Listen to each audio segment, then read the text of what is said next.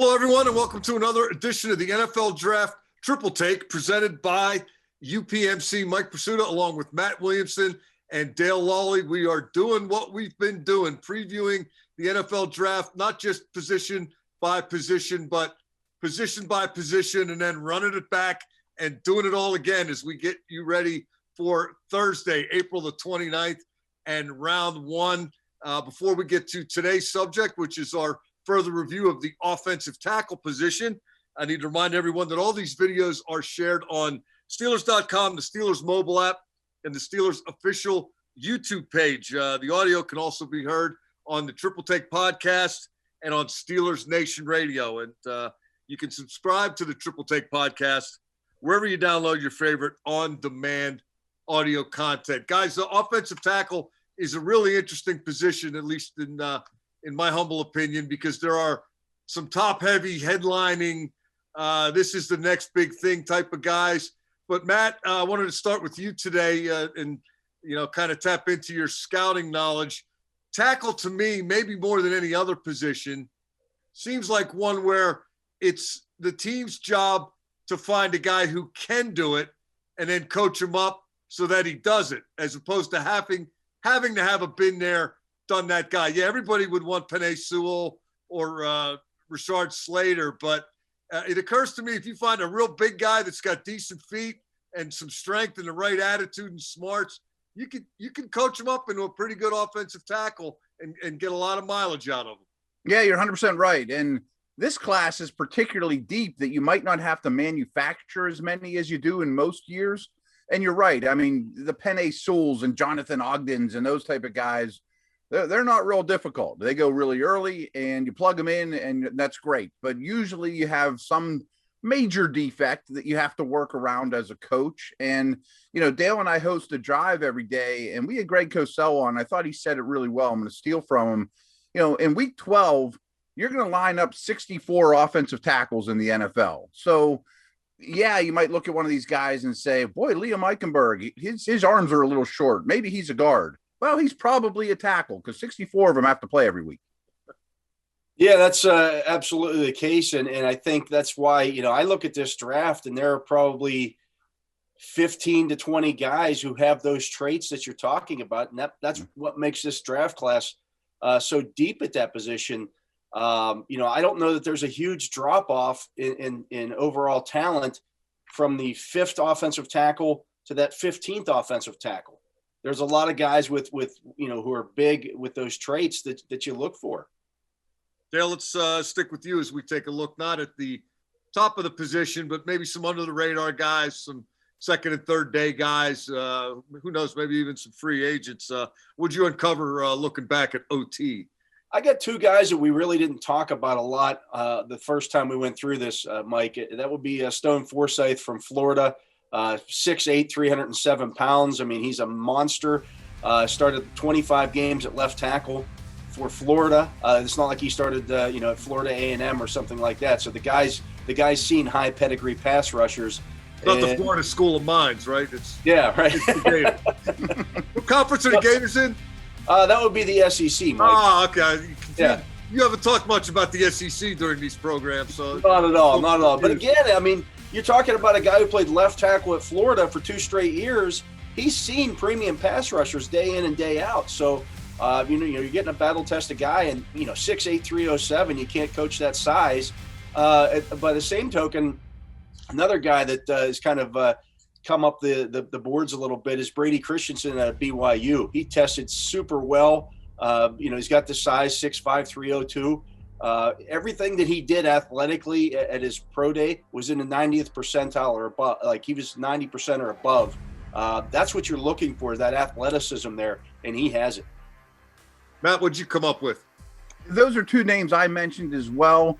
A guy top of the board. I mean, Tevin Jenkins is a really good prospect. And you watch him, you think, boy, what a masher, what a powerful, great guy to run behind, prototypical right tackle. But he had longer arms than I expected. He tested better than I expected.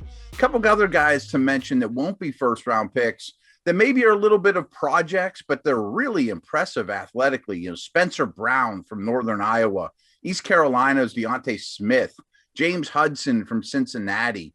all those guys have a lot of traits to work with, and maybe they sit a year and you hear all those guys on game day and a year from now. And then the last guy I wanted us to bring up is just such a unique case is Stanford's Walker Little. I mean, he opted out this past year. The year before that, he got hurt in week 1. So he's played 1 game in 2 years. He was the 5-star recruit. I mean, I don't know what you do with him. Yeah, he's my guy. In terms of after further review, I didn't talk about this guy. Matt, I think you actually had him as your sleeper the first time we did this. I think so.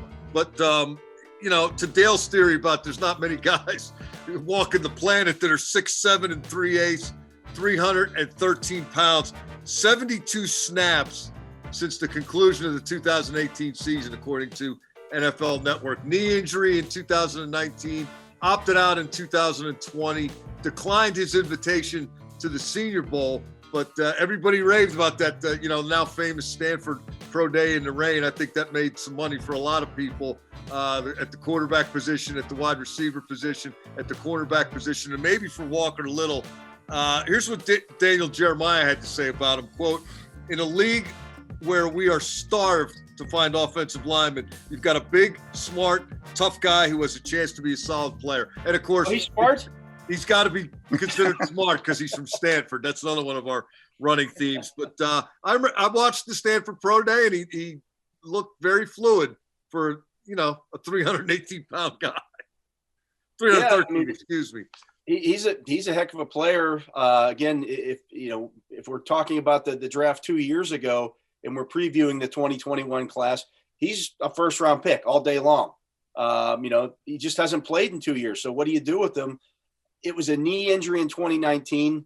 Obviously, that should be all healed now. But there's going to be a bit of a leap of faith there with him that, again, I don't know that you get better at playing football by not playing football. Right. Yeah, and one of the constant themes we've had, taping these sessions. What do you do about these guys who opted out? I mean, that's just 1 year. Now you got to go back after 2 off years.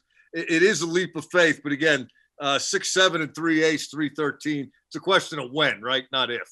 Right. Oh, he's going to be drafted on the first 2 days. There's no doubt about that. We had Lance Zierlein on our show from NFL.com a couple of weeks ago, and he was talking about Walker Little specifically because I asked about him. He says, it's not often I have to go back and look at 2018 tape to look at a guy, 2 years back to look at a guy. He said, I looked at that and I looked at that one game that he played in 2019 to kind of figure out what he is. And what he is big and athletic. I mean, there's a lot of guys.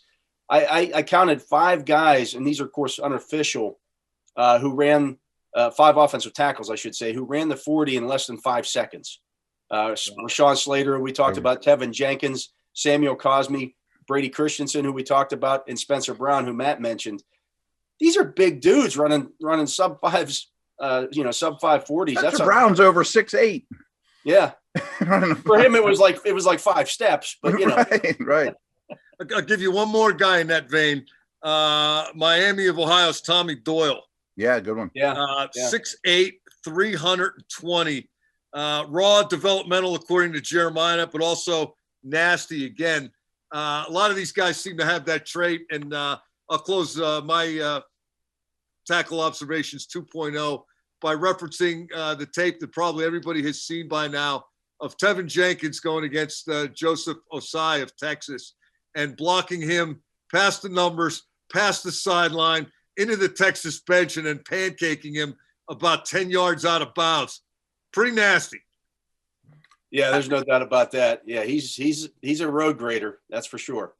I got a real deep sleeper from UMass, Larnell Coleman. I've never brought him up before. I just kind of found him recently. Yeah, this guy's got almost arms, Matt. Yeah, and he's got a wingspan of almost 85 inches. I mean, crazy. He moves really well. Fluid player. I mean, think about him 2 years down the road when he's starting somewhere. Yeah, the last guy I saw from UMass was a hockey player. They were winning the NCAA Division I championship right here in Pittsburgh. If you say deep sleeper, though, I'll take your word for it. Yeah, Larnell Coleman had the second longest arms of any of the offensive tackles in this class at 35.5 inches. Greg Island of Mississippi State was 36.5 inches in arm length. I mean, these guys can I don't know. They can reach around the earth, I guess. So if nothing else, these guys are first guy off the bus intimidators. Absolutely. No question. That's Real going to do it knuckle draggers, Mike. That's going to do it for round 2 on the offensive tackles. Remember, all these videos are shared on Steelers.com, the Steelers mobile app, and the Steelers official YouTube page. You get the audio via the Triple Take podcast and on Steelers Nation Radio. And if you want to subscribe to that Triple Take podcast, and hey, why wouldn't you? Why haven't you already? What are you waiting for? You can do that. It can be downloaded wherever you download your favorite on-demand audio content. We're going to keep coming at you with more previews in advance of the first round of the April 29th NFL Draft. Until then, for Dale Lolley and Matt Williamson, I'm Mike Prisuta. You've been listening to the NFL Draft Triple Take presented by UPMC.